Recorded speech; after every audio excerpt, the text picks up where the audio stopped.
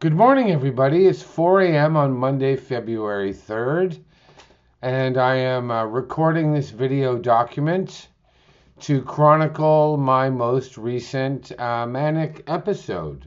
So, where to begin? I'm going to start on January 8th, 2024, which is my sobriety date from marijuana. Today, I am 1 year and 26 days free of cannabis. And I have been participating in Marijuana Anonymous, a fellowship of marijuana addicts helping marijuana addicts all over the world, online and in person. After I had been free from marijuana for about 2 months, my psychiatrist, Dr. Nancy Lowe at the Allen Memorial Institute, talked to me about the idea of titrating me off my antipsychotic medication that I was taking and have been taking for over 13 years. And after some back and forth, we decided we would give it a try. So between March and December, we slowly reduced my dose from 2 milligrams to 1.5, to 1, to 0.5. And by mid-December, I was off risperidone entirely. During this time, I've been very active in Marijuana Anonymous, doing as much service as I possibly can, because it was my feeling that if I could spend over 25 years being high 24/7, I could put at least that much time into my recovery. So I attend lots of meetings online, and I have a weekly Friday night meeting at the Legion here in NDG that starts at 8 o'clock and that I go down to for 7:20 so that I can set up the tables, the chairs, make the coffee, put the kettle on for tea, set up the cups and saucers and spoons, put up our Serenity Prayer banner, and etc., etc. Anyways, let's start with 2025, January 2025, New Year. I am not the only person who says this. I'm not alone in this. But there was a noticeable uptick in mortality in people 1, 2, 3 degrees of separation away from me. Back in September, my beloved Uncle Jim passed away. And I was very grateful. It was the first family funeral I had gone to sober since I started smoking in 1993. And I was very grateful to be sober for that funeral because I got to feel my feelings and all my emotions and not stuff them down with a cloud of smoke. Side note, I had also quit cigarettes on October 18th of 2023. But unfortunately, a couple of weeks ago, I relapsed. So if you'll forgive me, I'm going to indulge while I continue this story. Where was I? Oh, yeah. So, not only did my uncle pass away in September, but my best friend, Special Effects, that's her nickname, and her took on a boyfriend back in April 2024, which at first was stressful because I went from spending every day with her to spending very little time with her as she embarked on this new relationship. But fortunately, Frank, her boyfriend, is a great guy, and he is also from NDG. He's an NDG boy like me, and we became fast friends. And in January, his 92-year-old mother passed away. And special effects, even though she's been in Montreal, she emigrated here from China, had never been to a Western funeral before. And since Frank was going to have his hands full getting hugs and shaking hands and talking to friends and family mourners at the visitation, she asked me to go along to be her escort, which I did happily. And it was a very emotional ceremony occasion. It was jam-packed with people I've known from NDG, both casually and very well, who were all like the adopted children of Frank's mother, who was the very definition of an NDG community matriarch. If someone didn't have a place to go for Christmas or any time of the year didn't have food to eat, she would feed them and welcome them into her home. So there were a lot of very sad, mournful neighbors at the Collins Clark funeral home. And that was very emotional. Around the same time, a little afterwards, my beloved cat Humbert was killed by a car, which is how I always expected his life to end. But it didn't make it any easier. So initially I felt a great sense of loss and grief. But when I posted the news on Facebook and in the NDG community groups, my tiny candle of grief was doused in an outpouring of love and sympathy from hundreds of neighbors who messaged me. And it was something like a water bomber putting out a match.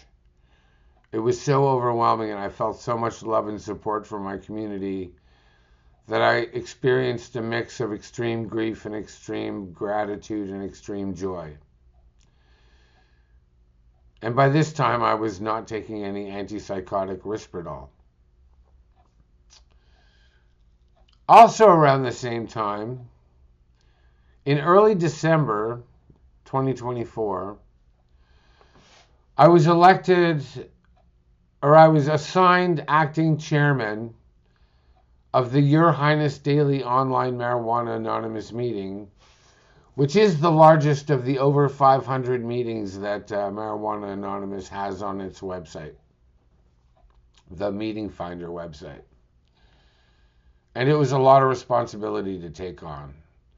We have a service team of over 30 people, and our attendance figures have had a record number up to 142 people at our daily meeting. So that was a lot of stress to be on without my antipsychotic.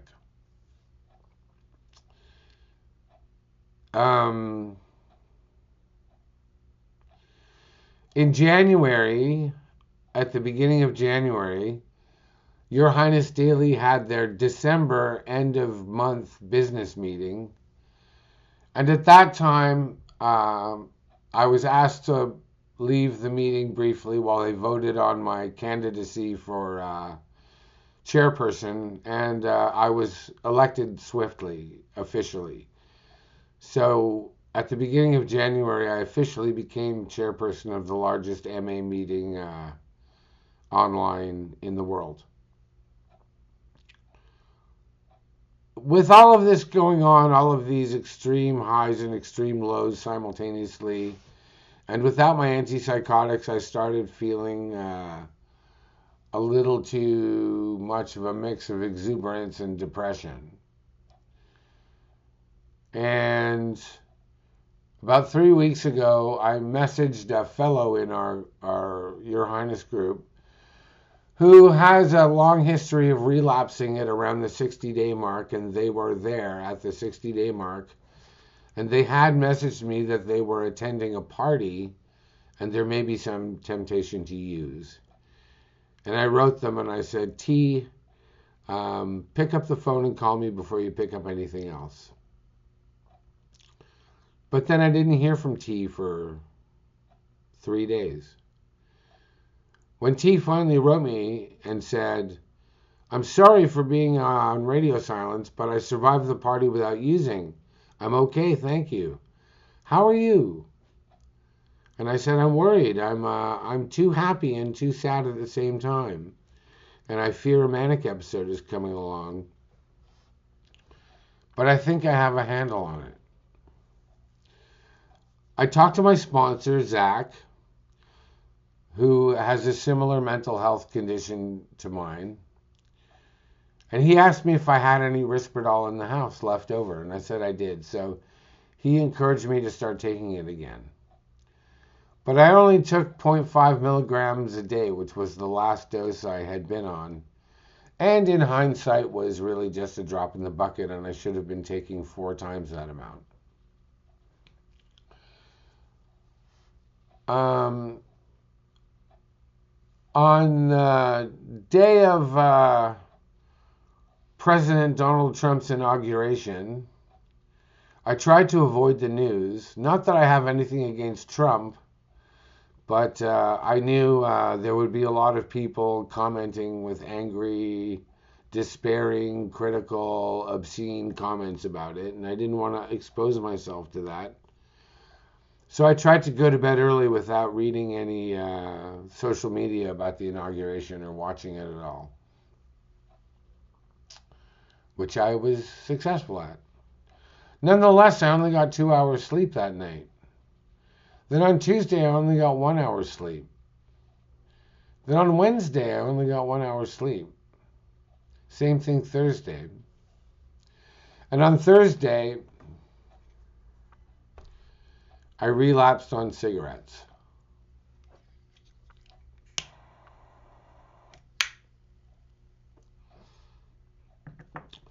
Thursday night, my mania officially began. It went from hypomania to actual mania. And when I'm manic, I tend to get very political and very biblical, and I tend to overpost and overshare on Facebook. So I wrote 2 posts. The first post said, "Judgment Day is here and I am holding the gavel." The second post, I wrote Joe Biden's name and tagged his Facebook page and followed it with, I said, "Joe Biden, I hereby sentence you to death for crimes against humanity." And then I shared it, and I shared it, and I shared it. And then I tried to get some sleep, and I only got about 3 hours of sleep. By the time I got up the next morning, there was a lot of chatter on Facebook concerned about my mental health. And I just ignored it.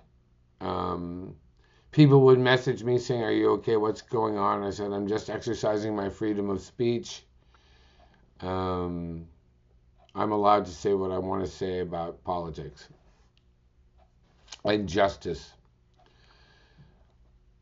And I was excited that day because I was scheduled to meet my cousin Alex Jordan, his wife Lara Jordan, and their son and daughter Joy and Joe Jordan at 2:30 here at my place, where they were visiting for the first time to see Alley Cat Gallery for the first time.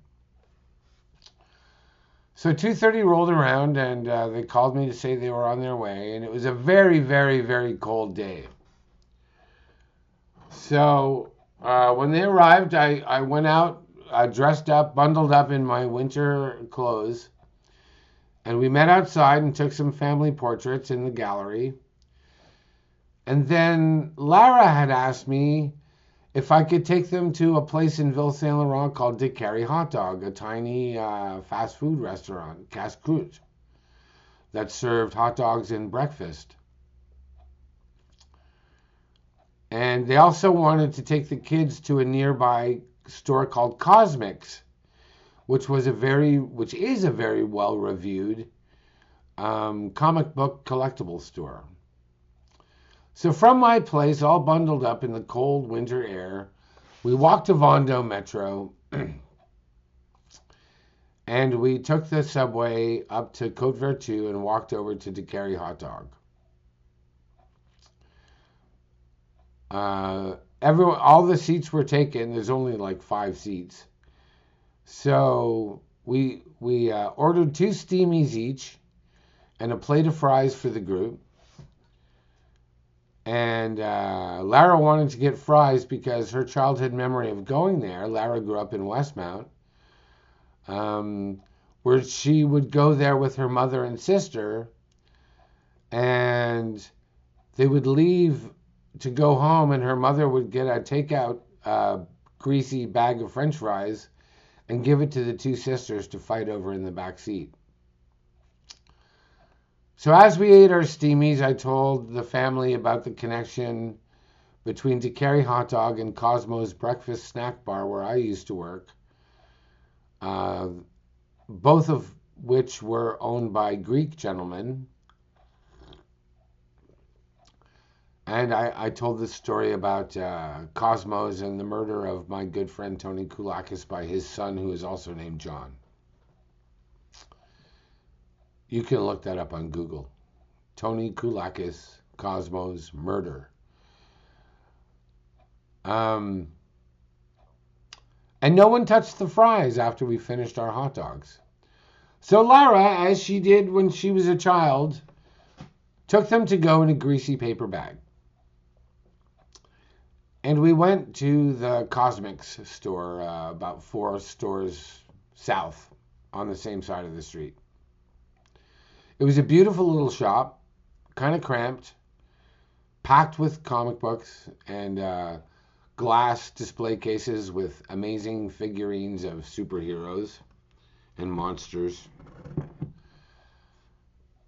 And my family stayed up front talking with the owner, and I went in the back and chatted with a fellow who was reading a Thor graphic novel. And we talked about how awesome Thor and Storm, the god and goddess of thunder, were. At this point, I started jonesing for a cigarette, so I asked Alex if he would go outside with me so I could have a smoke, while Lara and the kids paid for a Venom action figure that Joe had picked out. So I'm having a smoke, and Alex and I are talking, and my phone rings. I put it on speaker and a female voice says, "Mr. Jordan." I say, "Yes, speaking." She goes, "This is the Montreal police. Where are you?" I said, "I'm standing outside 936 Décarie with my cousin Alex. 937 Décarie, I think it is. With my cousin Alex at a shop called Cosmics, and I'm having a cigarette and we're having a conversation. What can I do for you?" She said, "We've been getting calls from the United States of America. We've tracked your location via your cell phone. Please stay where you are. Officers will be there shortly." And shortly it was indeed, because in less than a minute, a police car arrived and 2 police officers got out. One of them was tall and male and blonde. And one of them was average height, female, and attractive. They came over to us, and the female officer stood back a little ways, while the male officer asked me several questions about why I posted what I posted. Did I have murderous intent? And so forth. And his name was Officer Franchek. I asked Officer Franchek if we could take the conversation inside, because it was freezing. And so we went back in the comic book store. The female officer, Officer Fuchs, stayed with my family, and Officer Franchek and I went in the back. and had a heart-to-heart talk where I explained to him about my history of bipolar disorder and how it makes me post crazy shit on Facebook and gets me in trouble, but that I had no violent ideology or inclination, and I wasn't going to hurt anyone.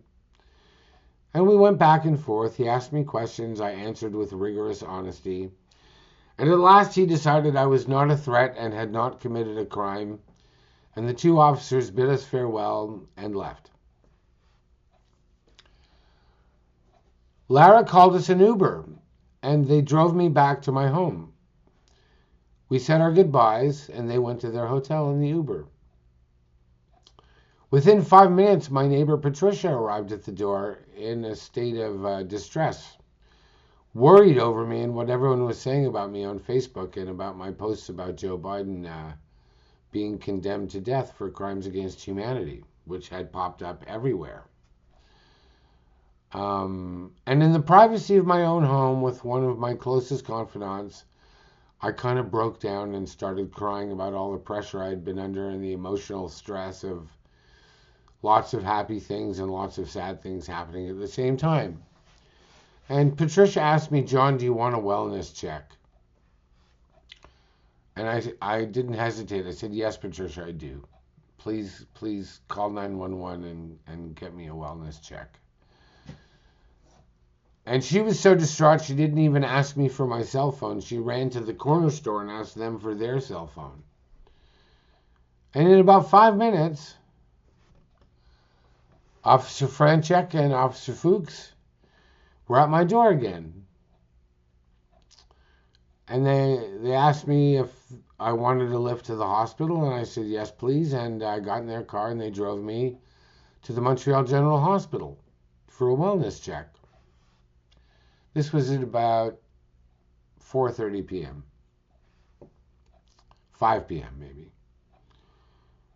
They were really lovely. We had a great conversation on the ride over. We get to emergency. There's a short lineup to check in.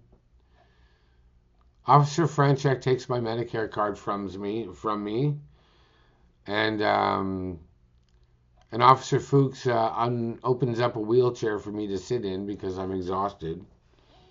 And she and I talk while Officer Franchek gives my Medicare card to the intake agent who signs me in. I get my Medicare card back and we go see the triage nurse. Triage nurse asked me a bunch of the same questions, and I tell her what medication I'm taking. I tell her I'm over a year sober for marijuana, and I show her my 1-year MA chip. I tell her I just relapsed on smoking, and I tell her I'm allergic to Demerol. And she says, okay, we'll take you to a bed in an emergency, and the doctor will see you as soon as he can.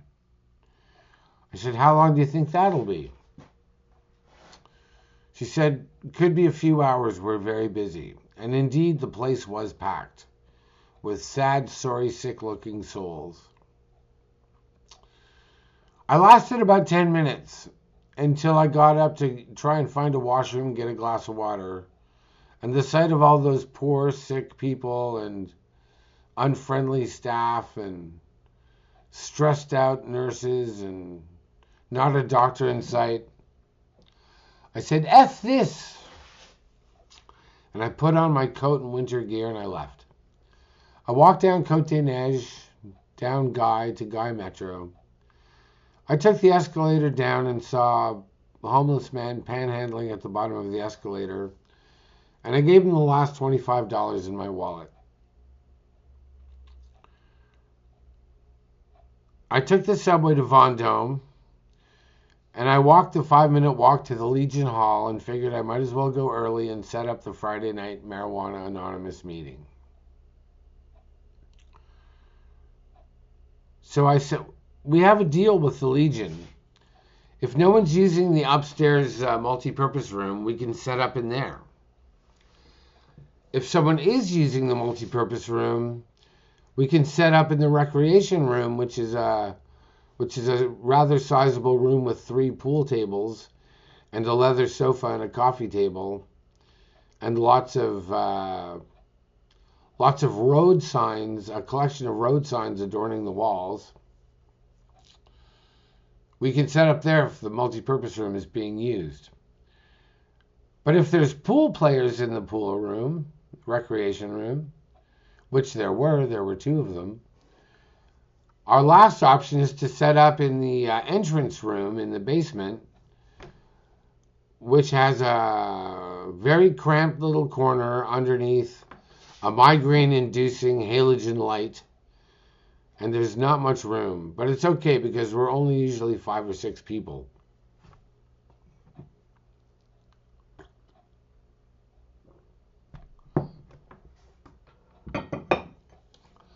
So I set up the meeting. I made the coffee, I put the kettle on for tea, I set up the chairs, the table, the literature, blah, blah, all that stuff. And by the time I was finished, it was still pretty early. It was only 7 o'clock, and our meeting starts at 8. So I decided I would relax on the leather sofa in the recreation room where the pool players were playing. I went over to the sofa, and leaning up against the sofa, between the sofa and the coffee table, was one of the players' soft backpack for carrying his pool cues. And instead of doing like a normal person and gently setting it down on the coffee table, I flung it across the room with a flick of my wrist, thus sparking an argument with the pool players where I insisted we needed the room. They could not play pool there that night. We are an anonymous fellowship, and that they had to leave. And my words got stronger and stronger, and my demeanor became more and more intimidating until finally they left. A third pool player tried to come in, and I got rid of him in about 30 seconds with intimidating language and threatening gestures. As he left, he asked me my name, and I said, "I'm John Jordan." About 5 minutes after that, my sponsor, Zach, arrived. We had been in touch on the phone throughout the day. He was very concerned. He thought I was at the General Hospital getting a wellness check. And I said I couldn't stand it there. I had to leave. And he goes, "Well, we have to get you back to a hospital." So we left and locked up the Legion at about 7:15. And we had a short argument over whether I should go to the Jewish General or the nearby super hospital emergency. I said, let's go to the super hospital. It's a 10-minute walk, and they can transport me to the general after I get checked in. So we walked over there and went to emergency, and the waiting room, once again, was filled with sick and suffering ghouls and demons that I had no desire to sit around with for hours. And as I spoke to the receptionist, or tried to, I got very frustrated as she wouldn't give me any information about wait times or anything. And I said, "F this, Zach, we're getting out of here." But I had given them my name and my ID. So Zach and I went and stood outside the entrance in the parking garage, stood outside the entrance to the emergency. My phone rings and I put it on speaker again. Same female voice as earlier. "Mr. Jordan, where are you?" "It's the Montreal police." I said, "I'm standing outside the emergency entrance of the super hospital with my sponsor. I tried to get some help, but they're too busy." And she said, "Stay there, someone will be with you. We're still tracking your location by your phone." And within 2 minutes, officers Frankies and Fuchs arrived for a third time. They asked me to sit in the back of the car while they spoke to Zach, got the update, told me they would take me to the hospital again, but this time make sure I got directly into emergency psychiatry without having to stay in the main psychiatry waiting area. I asked them if they would charge my phone for me since it was almost dead, and they went into their trunk and got an iPhone cable, They plugged in my phone into their car and drove me once again to the Montreal General Hospital. And as promised, I was taken directly to emergency psych without having to wait. I was quite manic at this point. I had been going around telling people I thought were demons to F off, go to H, die, amen. And I said that about 100 times that day. And when I got there, I said it to every patient I saw, because they all seemed like sick demons to me in my state of mind. But finally, I got to sleep. In the morning, the other patients looked at me with suspicion, but I made amends and apologized to them all. And they were mostly cool with it, except for one guy who did not seem to want to accept my apology. I stayed there for 6 days, and over that time, I got reacquainted with a good friend who was a patient with me in 2022 that I hadn't seen since, who was back again as I was. I met a Russian woman and let her sit in on a Marijuana Anonymous online meetings with me, and now she wants to join Marijuana Anonymous. I met a young Bangladeshi 24-year-old man who was the only other patient who had privileges to go outside and smoke. So 6 times a day for half an hour, we would go out and smoke and talk philosophy and life and economics and history. And we became very good friends. And I met a homeless man with a great spirit and great soul. And we exchanged numbers, and I told him he could call me if he ever needed a bed to sleep in, that I had a spare room that no one was using. On my last day there, last Thursday, the Russian woman and I hastily researched where we could get a chocolate fondant cake that was lactose-free for our young Bangladeshi friend whose 25th birthday was on my release day. And we pulled it off, and we got him a nice birthday cake that said "Happy Birthday, Dummy" on it. I had some cake. I hugged and kissed all my new friends, and I came home. And now I'm out. I've got a new prescription. I'm still on 900 milligrams lithium. I'm back on 2 milligrams of risperidone. And I have to be careful because they gave me a very addictive pill called clonazepam that is supposed to help me get back my sleep hygiene. But I'm going to do my best not to use it unless necessary. And that is pretty much the story of my last manic episode. Joe Biden blocked me on Facebook.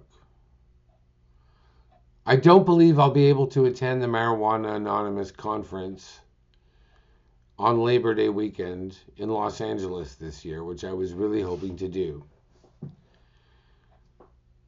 So on Wednesday at 6 p.m., I have a half hour of the president trustee of Marijuana Anonymous's time, a Mr. Rich C., who I admire very much. And I'm hoping maybe Marijuana Anonymous can intervene with the White House or the Biden administration or Homeland Security or whoever's list I'm on now to try to get me passage to Los Angeles in August. Fingers are crossed. Thank you for listening. Higher power, thank you for the serenity to accept the things I cannot change. Thank you for the courage to change the things I can, and the wisdom to know it's me. God bless.